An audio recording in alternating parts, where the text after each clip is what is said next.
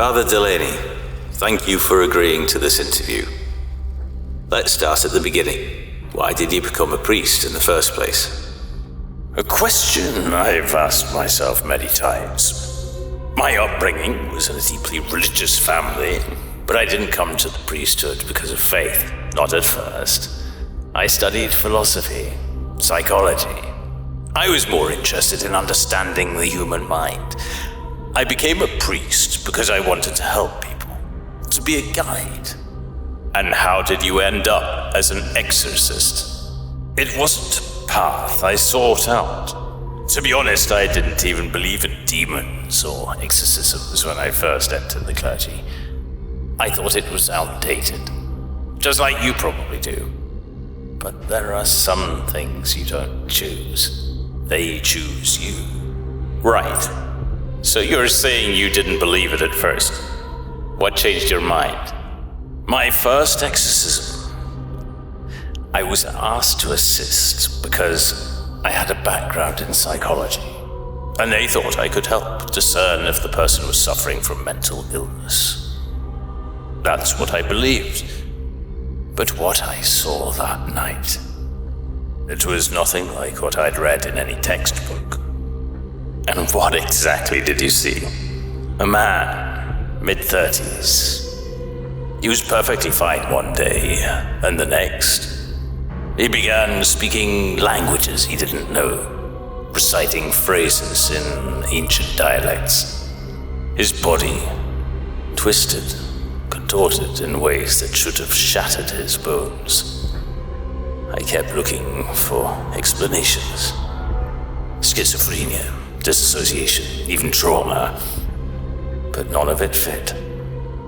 What I witnessed that night, well, there's no rational way to explain it. Come on, Father. Speaking ancient languages, contorting bodies. It sounds like something from a horror film. How are we supposed to believe any of this? Has any of it ever been documented? Can it be proven? You want proof, Mr. Cole, and I understand that. But proof isn't always what you expect. We don't invite cameras into these situations. The church is careful about who witnesses these things. Some might lose their faith entirely. But there are those who've sat in on an exorcism, seen what I've seen, and they left forever changed. You say proof isn't always what you expect, but that sounds like an excuse. In this age of technology, you're telling me no one's filmed a real exorcism? No hard evidence? You expect people to just believe? People think they want to see, but they don't. I've had requests, just like yours, for someone to sit in, to document it. But after a few minutes, those witnesses, they don't want to stay. Those that do, they don't walk out the same. You're asking for something that could ruin you, Mr. Cole. Something you can't unsee. Sounds like a convenient story. No cameras, no hard evidence, so it's all just faith? You misunderstand me, Ethan. Faith is a choice. What I'm talking about isn't a choice. It's an undeniable reality once you encounter it. But it's not something you can frame in a video clip or dissect under a microscope. It's something that gets inside you. Inside you, huh? That's the part I can't get behind. You're talking about demons possessing people like we're in the Middle Ages. Don't you think that sounds a bit dramatic?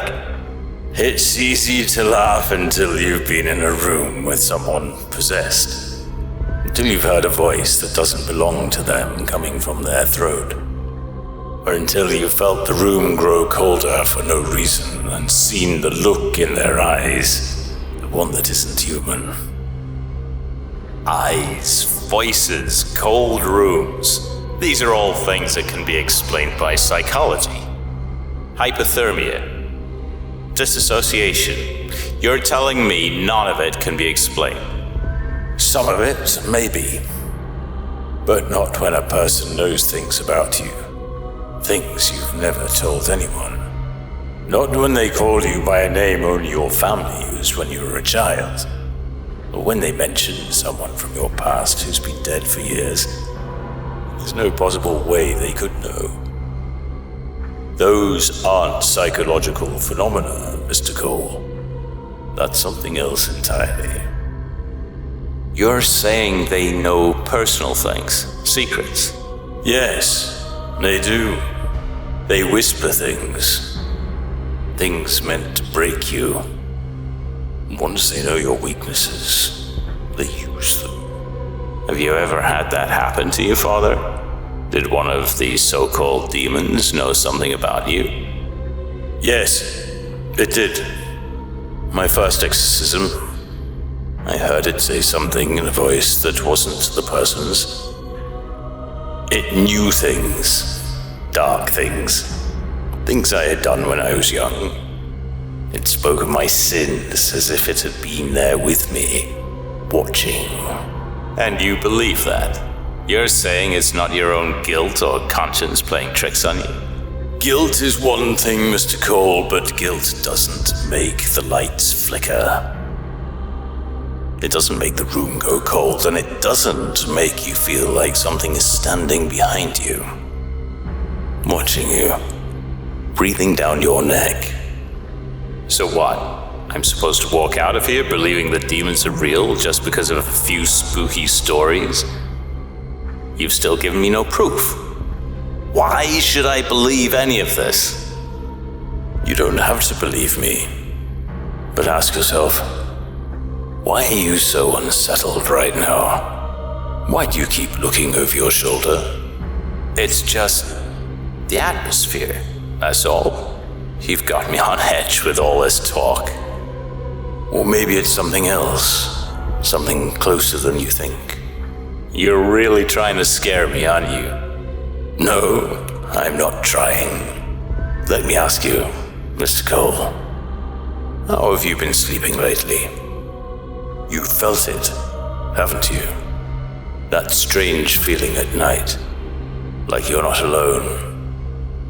The nightmares, the whispers, they've already started, haven't they? How did you know? They've been with you for a while now, Ethan. You've just been ignoring them, but they won't stay quiet forever. Be careful what you wish for, Mr. Cole. Sometimes, when you go looking for proof, it finds you. I want to let you leave, Ethan, but I can't permit what's inside you to leave this chapel. Let us begin.